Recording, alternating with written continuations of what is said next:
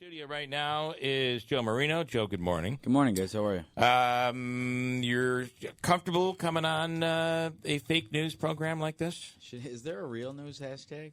I know that there's the fake news hashtag. Should there be such a? We wouldn't classify for it. Yeah, good point. I'm very comfortable coming on. Okay, so there was a debate the other night, or I'm not surprised though that the mayor's not. I don't think the mayor. Manaski and I think we agree on this. The mayor's not going to debate you. Sure, and that's fair. I'm pretty sure, based on, but if it changes, that you never know. They might do some polling and decide they need to debate. But I can't imagine that it's typical of an incumbent not to debate. Sure. So you were there on your own the other night? Yeah. So about 5 or 6 weeks ago, I challenged the mayor publicly to a civilized debate. I asked him for a debate, and he, refused, didn't answer, which is fine. And, I feel it's, unbecoming not to get out there and discuss the issues anywhere. I mean, it's not like everyone else is everywhere talking about issues. He's nowhere talking about anything. So I asked him for a debate, and he refused. So fair enough, whatever. I'll still go out and I'll still do my job. This one, though, however, is different in the fact that it wasn't me asking. It was a North Utica Neighborhood Association asking. They asked for the candidates to show up. And it wasn't necessarily a debate. It was more of a meet the candidates. It was a meet the candidates forum, where the public would ask questions and they would answer. And evidently, it was confirmed 3 different times with the mayor's schedule that he would be there. And they would. I guess what Mr. Vincent, the man who runs the North Utica Association, said that if anything came up, the mayor would call. And I sat there and I waited for, a few extra minutes, 15, 20 minutes, until the mayor didn't show up. And so we had a wonderful town hall in North Utica with about 75 people, and they asked questions for 2.5 hours, and I was glad to answer them. Wow. Did the Republican show up, Arcuri? No, he did not. No. And was he invited, or was this just for the Democratic primary? He was invited. I believe that because it was a primary, I believe he, is waiting. I would have which told makes sense. To after the primary was over. For us to get into it. Well, you got a lot of one-on-one time with the North Utica residents. We really did. Honestly, I'm not disappointed in it at all. I'm disappointed in the idea that again, there's no communication. But no, we had a great bunch of conversations. A lot of hot topics came up. Hospital obviously is a big issue. Roads and taxes came up pretty frequently. Then some neighborhood issues in there. Herkimer Road speeding. The medical marijuana plant that's in North Utica. A lot of good questions, a lot of good conversation. So yeah, I'm not upset about it, and I'll do it again in South Utica, and I'll do it again in East, and then I'll do it in West and Cornhill. So I'll just be as present as I could and talk to as many people as I could. And if the mayor chooses to join, he's welcome to. Do these other neighborhood associations have forums or debates planned coming up here? Not planned. I know South Utica is very big in doing them. Yeah. East Utica is a little bit smaller of a group, so I'm not really familiar with exactly they're doing. And West Utica is very big in doing them as well. And I believe the Cornhill Neighborhood Association has either merged with East Utica or they're just they don't have leadership there right now. So I'm planning on all 4 corners of the area. And if Cornhill doesn't plan one themselves, I'll probably plan a town hall there myself to see who's interested. And so what are the big issues that people are do they bring up term limits? Is that a big thing for? Term limits is the number one issue that I hear constantly. Okay. Really? I've knocked on myself roughly about 550 doors. About 100 people answered the doors. A lot of no answers. Term limits is overriding the number one issue. I think roads is the second issue that people hear all the time, and that relates to taxes in that, I hear all the time, people will tell me, I don't mind paying my taxes, my fair share, as long as I get what I'm paying for. And people feel, and I agree with them, and I've said it myself, people are getting less services for more taxes. We have less fire protection, we have less police protection, less DPW protection. In fact, last year the mayor tried to cut off green waste collection. So people are feeling like they're getting very less in service, paying more in taxes, and then you hear the administration go out and bragging about how wonderful everything is and how much savings we have, and these people feel like it's built upon the backs of their tax dollars, and again, no service to show for it. So that's something that we'd like to change. I'd like to make a stable tax rate with maybe multi-year budgeting, and give people what they pay for. I talk about the DPW a lot, and that came up a lot in North Utica, in that we have the 3rd largest park system in the state, behind New York City, then Buffalo, then us. And we have, I think, the 47th largest DPW department. It's very hard to maintain, the roads and the sideways and the mowing that we have to do in all these parks with the 47th largest department. It's difficult. So those are the things that I'd like to add to as time goes on. You'd add to the DPW? Without a doubt, yeah, absolutely. I mean, like I told them, I'll give you two examples. How do you pay for these things? That was my next question. Right. So we have two examples. One is a really big issue with sales tax, and we've talked about that here, and I've talked about it with County Executive Piseni. There was an agreement that was laid on the table for the city of Utica to have a different shared revenue in terms of sales tax. We're 24% of the population. We're getting 12% of the money. That's unequitable. It's not sustainable. So to redistribute that money in a more equitable way, there was a plan proposed by County Executive Piseni that the mayor had said no to. And that plan would have given us an additional $1 million in sales tax for 3 years. And then those 3 years would have come and gone, and we'll see how it goes, right? You see if the town of Ava is surviving with this plan. You'll see if the town of New Hartford is comfortable. So you get 3 years of $1 million increase in sales tax. That's $1 million that we said no to. The other thing is the fire department has a non-emergency transport service. There's a contract laying on the mayor's desk that he hasn't signed. I would sign that contract in a heartbeat because that would bring in an additional $400,000 to $600,000 in extra revenue. So what I told people the other day, I don't even have to be good at this to make another $1.5 million.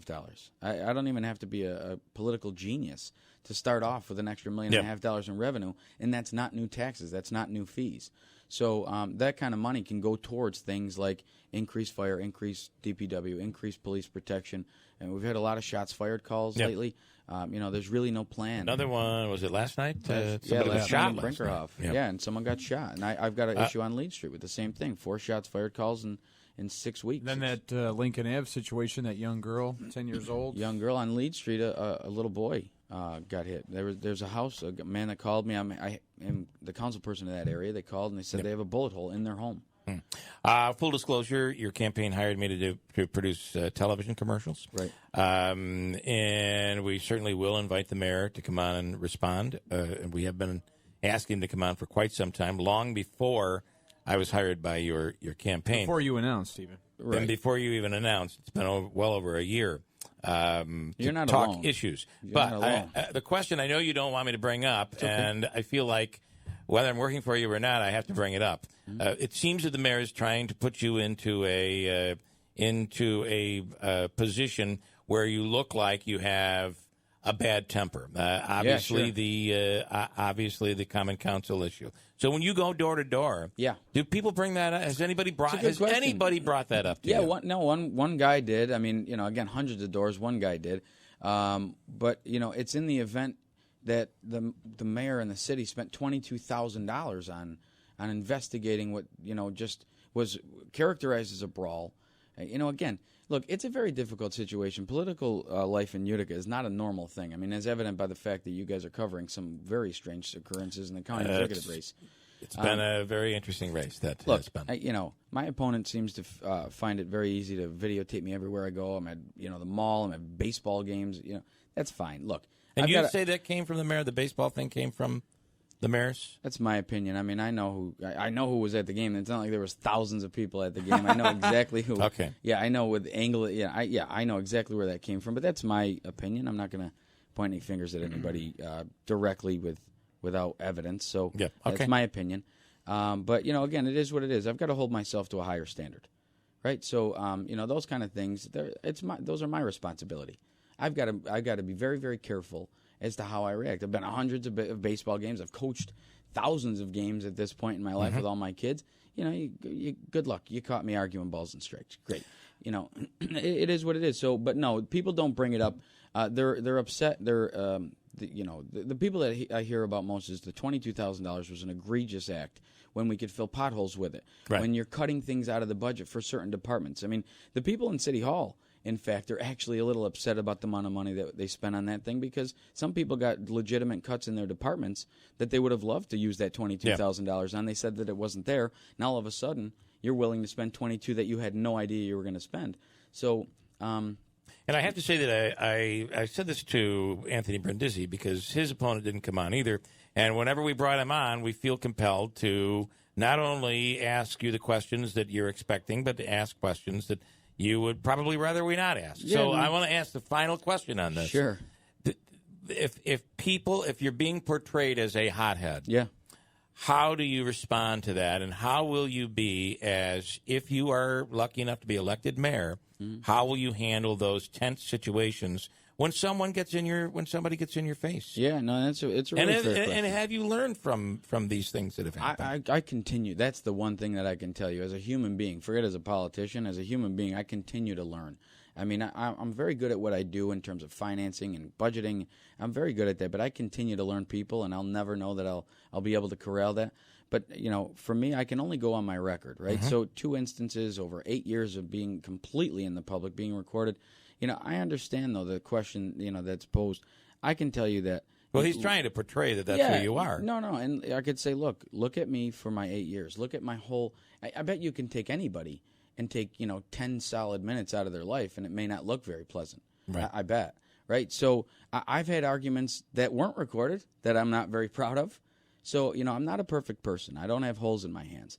I will be passionate for the rest of my days. I will be as passionate about the issue on that videotape recently that I had there. I'm not going to apologize for it. That issue is strong to me, and I'm going to continue to fight for that issue even past this. But I can tell you everything. And that was having a police the officer. police officer bought with CDBG funds. That money should be going to a CDBG targeted area, but now it's going to a protective agency for the mayor. So I'll continue to fight for that issue, and I'll try to change that actually when I'm mayor. But I won't apologize for my passion. Okay. Yeah, What do you mean that money goes to a protective agency for a mayor? To the police, it pays the CBDG. Oh, sorry. Well, let him answer the question. Thanks. Well, Andrew and I are going to be debating at North Utica at Yes. 7:30 tonight. I'll be there. No, but he's right. So CDBG money, Community Development Block Grant money, is targeted for lower income areas like West Utica, Cornhill. And we had evidently no money to get a new police officer for the streets, so they used that targeted money area money, and they got a police officer for City Hall. And they're masking it in that we need protection at City Hall, which I think everyone agrees. City Hall is an unprotected building. There's no doubt about it. But what happened was the mayor was threatened by some guy that actually had threatened Father Joe at a service not too long ago. The mayor got threatened. He didn't feel comfortable. So he took CDBG targeted money because he didn't have it in the budget, and we approved a new police officer to add to the complement. My estimation was, first of all, I think we can afford it inside the budget, not use that dedicated money for lower income districts. And secondly, if we need a police officer, it should be on the street, not in City Hall. You shouldn't get one police officer for one man as protective. Well, I guess that was what prompted the question. You say for one man. He's protecting all the employees at City Hall, though. That officer, we have a right? police officer in City Hall right now, and that's a good question. And this is where that debate kind of ran from in that meeting. So, agreed. The police, any amount of police officers, will be protecting everyone in City Hall. So there's no doubt about it. The fact is that building has been unsecured for 7.5 years. There's been complaints by everyone saying, I'm not comfortable in my office. I don't know that these people walking in, what they're doing. People have been threatened in City Hall for 7 years. Now, all of a sudden, that one incident occurred, and now we have a new cop based on CDBG money. So it was my opinion at that meeting, the cop that we do have there now, we do have one there. So now there's two. Just so happens that one of them is on light duty, can't carry a weapon. So it was my estimation that we should make that light duty officer go to the police station, do a light duty work there, put a full-time officer in City Hall, that can carry a weapon, and then have an overarching strategy to protect City Hall. For instance, the clerk's office. You've been in there. There's a half door in the clerk's office. That's not very secure. So one police officer is not going to be able to stop anything that could happen there, right? So it may not be one police officer. It may be a team of private security, maybe police security, but one police officer is not going to protect the clerk's office. One police officer is not going to be able to protect the code's office. Those things are wide open. So it was my estimation that we shouldn't be doing this just to react, a knee-jerk reaction to one threat to one man. It should be an overarching plan. Okay. So that was the back and forth that we had about that issue, and I'll continue to say that. I want to. Luke Ritelli is the guy that was out doing a former council member. Yeah, God bless back that when man. 92 years old. Back when the term limits actually went into place through a referendum, and he was carrying petitions to stop the change and the extension of the term limits, and he did not succeed. He's on the line right now. He has a question for you, Luke Ritelli. Good morning. Good morning. And this is a question that I have wondered about for the longest time. There's been action on a hospital downtown for a number of years. I've not heard anything from the common council regarding that. Is Joe for it? Yeah, I can Is answer. he going to go? Is he going to go to the meeting next week where they give away several of the parcels of property for $1?